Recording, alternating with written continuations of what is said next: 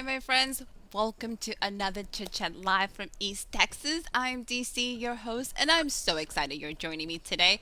Today, we have an amazing episode. It's going to be absolutely exciting. I am so glad you guys are here. We're going to talk to the fabulous Mr. Robb Hiller.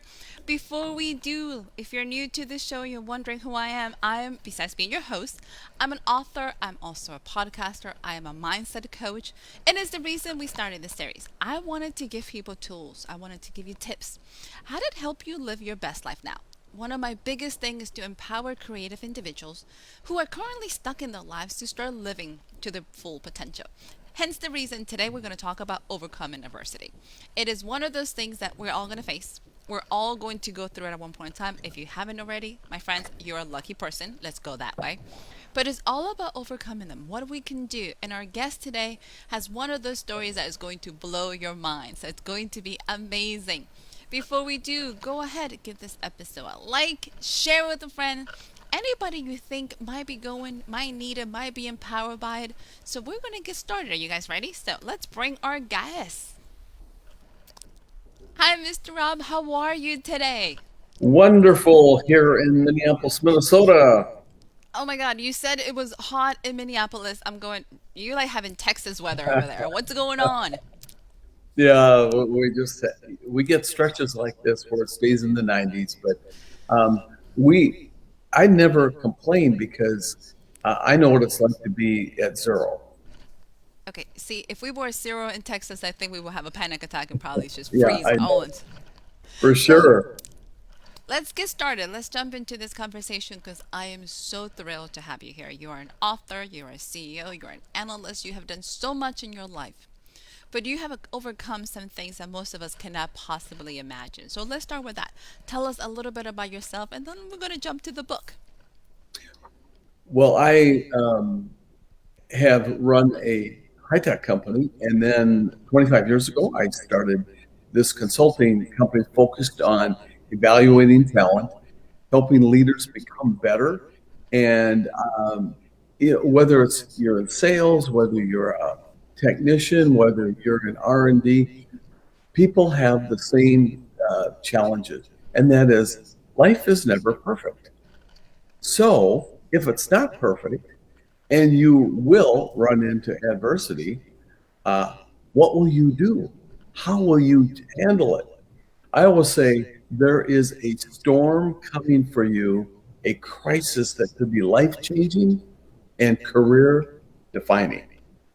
It will arrive suddenly, maybe next Tuesday, maybe April, maybe on a sunny afternoon, years from now, but it will come. And despite your and our best laid plans and precautions, adversity will come unexpectedly out of the blue.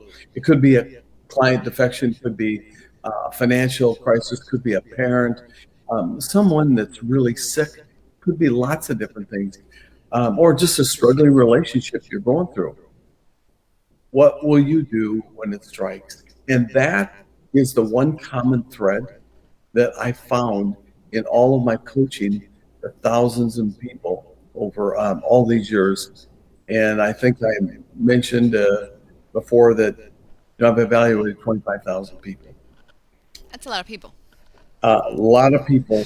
And so I began to teach the power of three, Okay. uh, more out of almost necessity because people have these needs.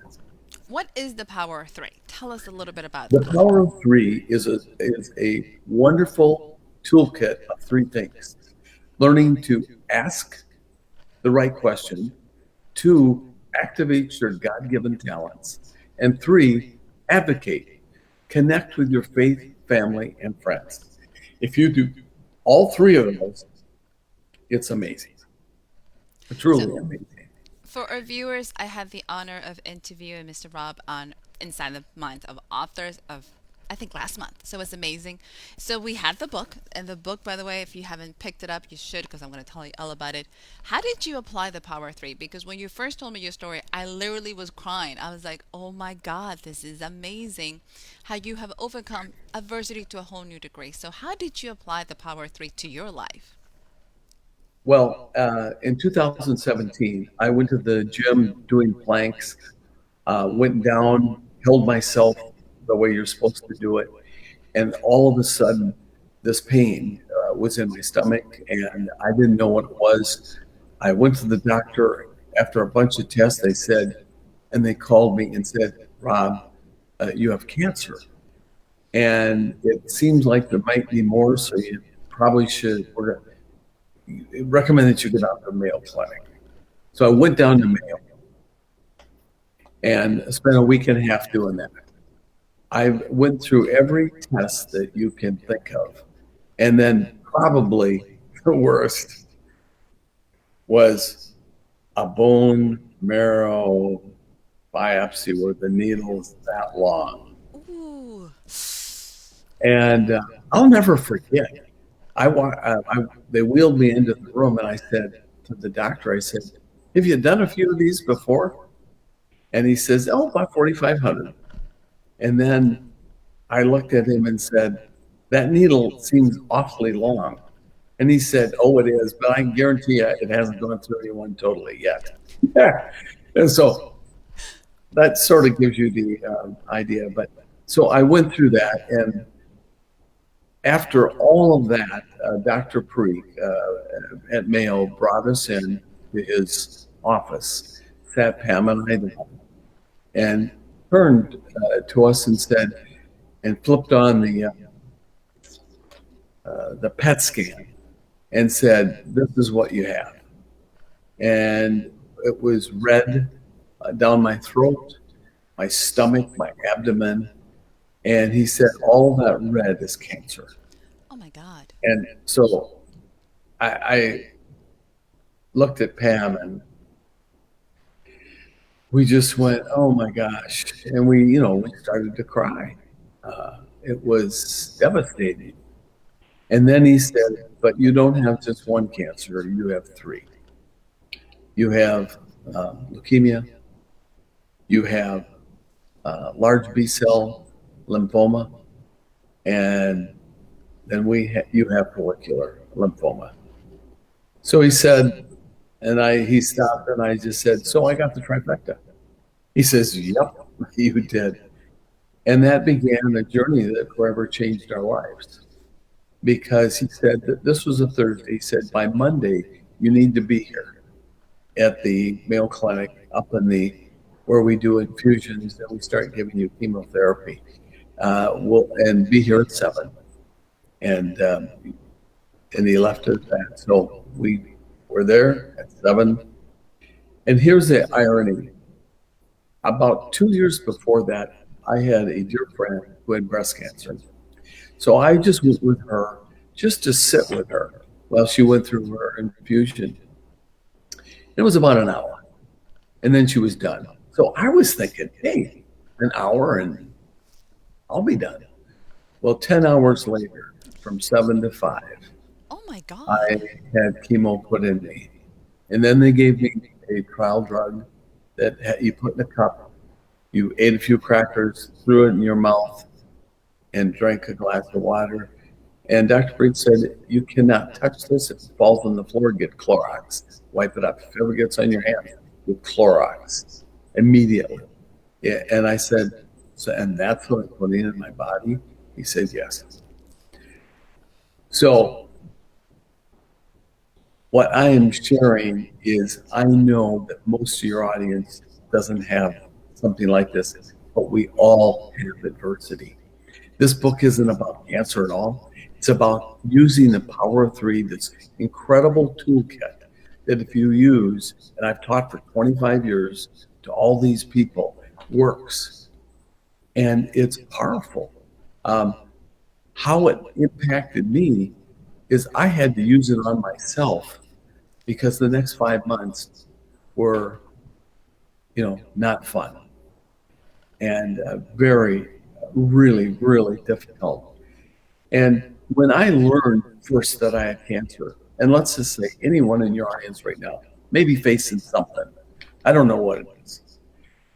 But I know that if you're listening, probably there's something that's going on. May not be exactly with you. Could be a loved one, your mom and dad, someone else, a child gone missing. But the first thing you say, God, why me? Why is this happening? It's natural to come up and to develop anger over time if you don't deal with it. My first thought when I heard that I had these cancers was, why me? And then after about a half an hour, I went back to what I have taught. And I began saying, why is a bad question? Bad. All Okay. it does is make you a victim. It raises all the bad chemicals that our brain sends in our way. And all of a sudden, the cortisol and the adrenaline start to uh, do all the things that aren't good for us, create a lot of stress, versus the oxytocin um, chemical and the dopamine, which are good chemicals. By asking the right question, you reverse that. And What kind of actually, it can what happen kind of quite right quickly. questions should we be asking? Because I think that's Um, something most people never think about.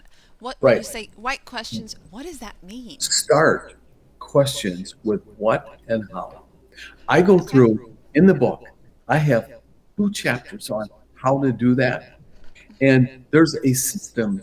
I use DIP, Discovery, Innovative, and Proactive Questions. They're different and they're to be used at different times. We always just think, well, you ask a question like, why is this happening to me? Or how come you didn't do this? Better questions start with how and what, and then maybe where, but never why, because those take you down a road that will make it worse.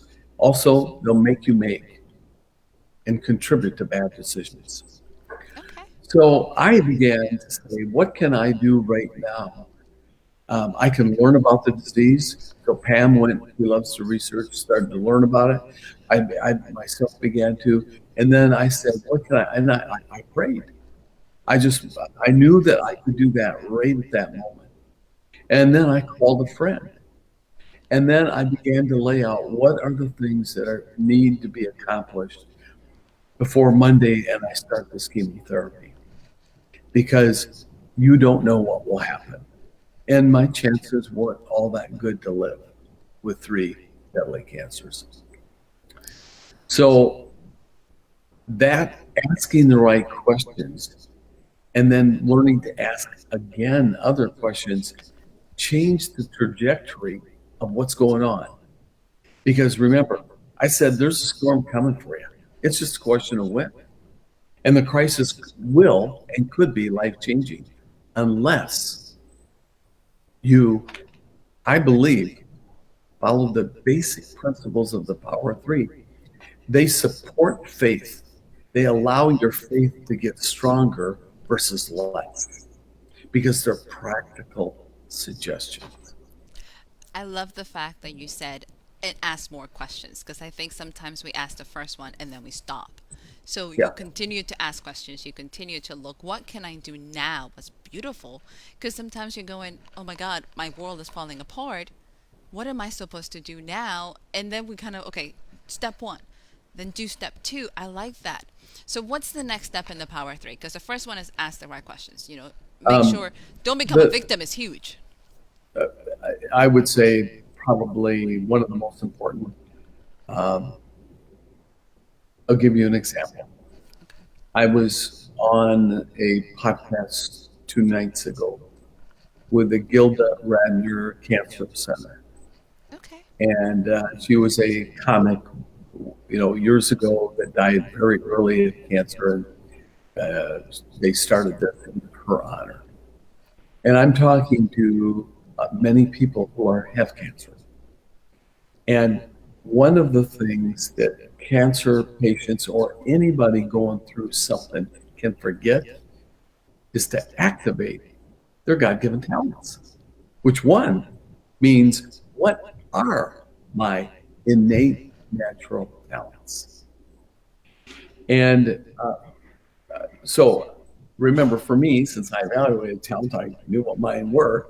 And so I knew I was optimistic. I had determination. I had some resiliency. Um, and I knew this what I taught. So I activated that optimism by saying, "What will using a question? What would be the benefit of me being negative?" And of course, Okay. none.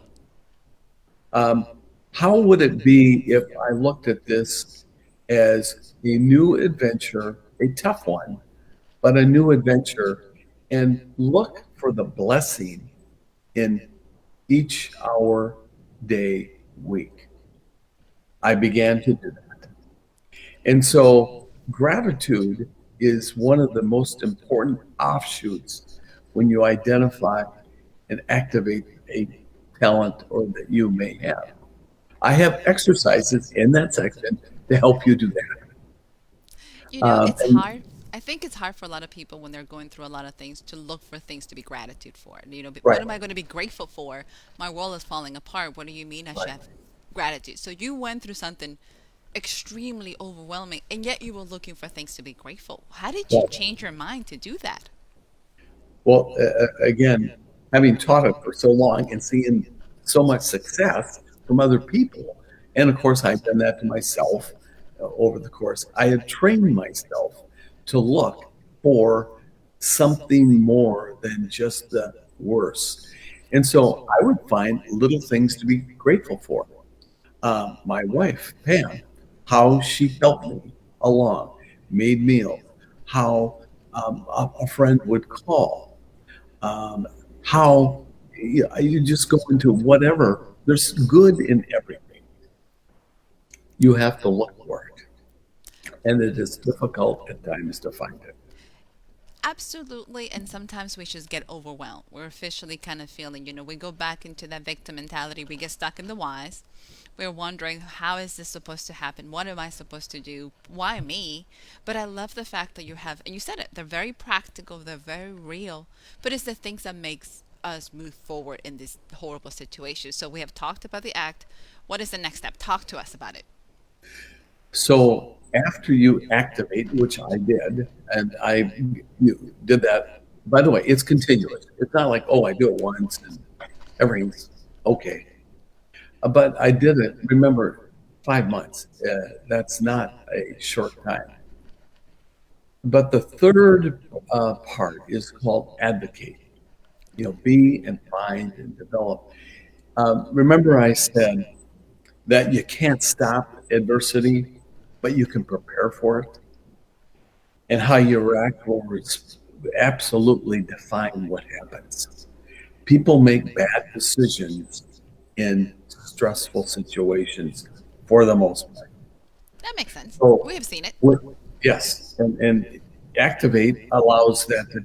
The last part, advocate, was a key part where you connect with your faith, your family, and your friends. And so, what was exciting to me is I started to do that. I actually had people call me.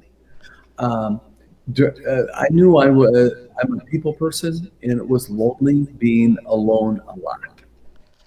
I couldn't go outside, do lawn. I couldn't play golf. I couldn't touch dirt. There was chemicals. If something happened to me, I could. Dr. Reek said, "Yeah, I probably can't stop the infection." Oh, wow. So it was that important to be really. I was wearing a mask before COVID ever hit, um, and so the advocate part, an example of that. I was laying on the couch one day, painful, sick, uh, and lonely. You can only watch so much TV. You can only sleep so much. Very true. And then I said, but one thing I could do is reach out to someone that I know and see how they are doing. So I grabbed the phone, called someone in Rotary, a guy named Rolf, and I said, one was Rolf, another was Roger. I called, in this case, it was Roger. I said, hey, Roger, how are you doing today? I caught him apparently at work. It was 2 in the afternoon. And he said, I'm doing good. And I said, well, how are things at home? And he said, well, he stopped me and said, Rob, if I'm not mistaken, they announced in Rotary that you're quite sick. You have cancer. I said, well, that's true. He says, so what are you doing calling me? and asking me, I want to know how you are doing. And I said, well, he says, you sound weak and kind of down. I said, well, I am. And he said, are you at home? I said, yes. It's about the only place I could be right now. He hung up, he says, I'll be over in a little bit. Hung up the phone. He left work, which is 15 minutes away, and he arrived in my doorstep. And because he had my address from Rotary. And he knocked on the door and came in and spent about an hour with me. But how did that happen? It by implementing advocate, by doing that, the reciprocal came back because I connected with a friend. When you connect with your faith and you pray and you have others praying for you, there is something that happens. And by the way, it's proven. If you pray, you are far greater to get better than not. Connect with talk to your family, people, your cousins, whoever that you normally don't talk to as much. So that's the advocate part. I have some specific ideas in that section of the book on what to do and how to make that powerful in your life. A lot of the times, I think, and for our viewers, and I know we're getting comments, thank you, Mr. Derek. A lot of the times, we try to go through this by ourselves and we don't want to ask for help, and we get ourselves locked in these little bubbles. So, the fact that you reached out, they were like, wait, you're asking about me, I should be asking about you. But one of the things is, people don't want to bother us. You know, you're going through so much, they don't want to bother you, not realizing, no, I really could use somebody to talk to. So, I know. how do, Well, one of the funniest things is there was a CEO who I had helped in business, and I developed a pretty close relationship with him because I had counseled him and helped him and his team. He called me every week without, and he would say, "I'm just checking in. How are you doing? Is there anything I can do to help? Do you need me to drive you down to Mayo Clinic, which is about an hour and a half away? And I'll leave work. Don't worry." I mean, this is the kind of stuff that happened. But remember, in a way, I prepared for this for a long time. I had developed some advocates. But if you don't, make calls and tell people how you're feeling. Tell them what you're going to share. Important concepts. a lot of the times we get so focused on what society says we're supposed to do. You know, you're supposed to be strong, you're supposed to handle this on your own, you're supposed to do all these things. But by nature, we're not that way. We're we're based on community. We're very people relations culture. So why are we trying to put people in little boxes and have them face horrible things by themselves? So Right, I love the fact that you said go talk to somebody, get out, go express how you're feeling, because you don't have to do it alone. So viewers, right. this is huge.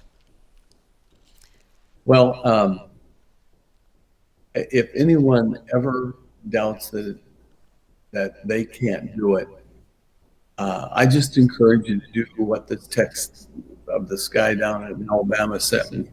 He was going through COVID. A friend of mine down there that knows me gave him my book, The Power of Three, because he was Awesome. really down. He picked it up, read it, and immediately called this person back and said, "This book is great. It has already helped me. I've made notes and I'm starting to read it. Would you please relay to Rob what this has meant to me?" And so I got this text, this comes in the day. And I go, wow. It impacts people differently. I mean, I get that. One person is going to be with us. But if you look at and you do all three, it will make a difference. A triangle is this. It's the strongest shape in the world.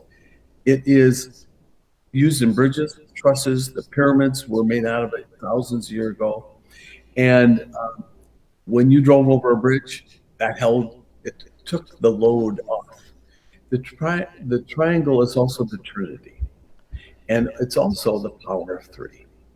So when you implement the power of three, you're basing that on a long history of something that fundamentally helps. And I, I just would encourage anyone to follow this toolkit of three things and read the details. And there's questions at the end of each chapter, and that because it will help. I love it. And yes, I do have a copy. So for anybody's looking at it, we're looking at The Power of Three. I know you have a new book coming out. So tell us quickly about that before we go. What is So the new one? the follow-on sequel to this, Tyndale's releasing August 3rd, is called Running with Joy. And it's all about taking kind of that next step, which is in told. I had a Bentley is my British Labrador, and Bentley has taught me about leadership. And Bentley tells the story of how anyone can Aw. become a better leader, and done through the eyes of this wonderful, beautiful, kind British Labrador. And everyone that has had a pet of some kind can understand. There's five principles in it, and it's focused on being a natural. It's, if Bentley were hired to be a guard dog, it would be a disaster because he loves everybody. He'd go up to anybody and say, "Come on." If they knocked on the door, he'd say, "Come on in, whatever you want. I mean, it's okay." He'd wag his tail and be happy. So finding his God-given gift, which is loving people and raising the bar in the room, energy is his gift. Oh, Being a guard dog, terrible. But those five things, I think it's a wonderful, wonderful book and an easy read and fun. And I think at the end, when Bentley shares that last chapter with you, you will be smiling and smiling from then on. I absolutely enjoy your work. I absolutely enjoy everything you put out to the community, to the universe. You have such a gift to share, and one of the things most people don't realize is you have been through so much. So it's not like you're just talking, these principles. You have lived them. You have put them into practice, and you have given them back to people so they can feel and be empowered as well. So I am so thrilled. I was blown away when I met you a couple months ago. I am still blown away. I'm excited for your second book. So, yes, I am definitely going to get it. So, do you have any closing remarks for us before we roll out, Mr. Robb? Tell me. Well, I would believe that people that are listening today that are on, um, there's a reason that you're on. I don't believe in total coincidences. And if you're here, there is a reason. Take and do something with the power of three, but do all the triangle. Just don't do one thing because you're missing the boat. And if you take one part of the triangle, it goes like this. So all three are important. And I guarantee you this, your life will be better, your stress will be lower, and you will have more joy so that you can then, in the next book, run with joy and discover your purpose. Oh, I love it. To our viewers, I hope you really enjoy the show. If you're watching the replay, share it with a friend. Know that we're here. If you have any questions, put them in the comments. I'll always go back, Mr. Robb. It's such a pleasure to have you. It has been such an honor. Make sure my friends together Power of Three. Awesome, awesome book. Go over this, share it with your friends. Know that it is absolutely amazing. Oh, thank you, Miss Cindy has put the link on there. Pick up the book. That's even better. I'm so excited. Thank you. This is so fun. And one final quick Yes. thought, and that is pay it forward. I believe in that concept. So if you get a book, get another and give it away to somebody. Ooh. The one interesting thing is if you give a book to someone, you could help actually change and transform their life in some way. And they will always remember you for that, and you will have made another difference. Oh my God, that is beautiful. Absolutely. Pass it on. Give it to somebody, my friends. I'll be back next week. I have some really fun surprises for all of you guys. We're going to do a little bit Christmas in July, at least the end of it. So join me when Mr. Robb. It has been an absolute pleasure, everybody. I believe in you. I believe in your dreams. I believe you should be living your best life now. So I hope to see you guys all again next week. Bye, everyone. Bye, Mr. Robb.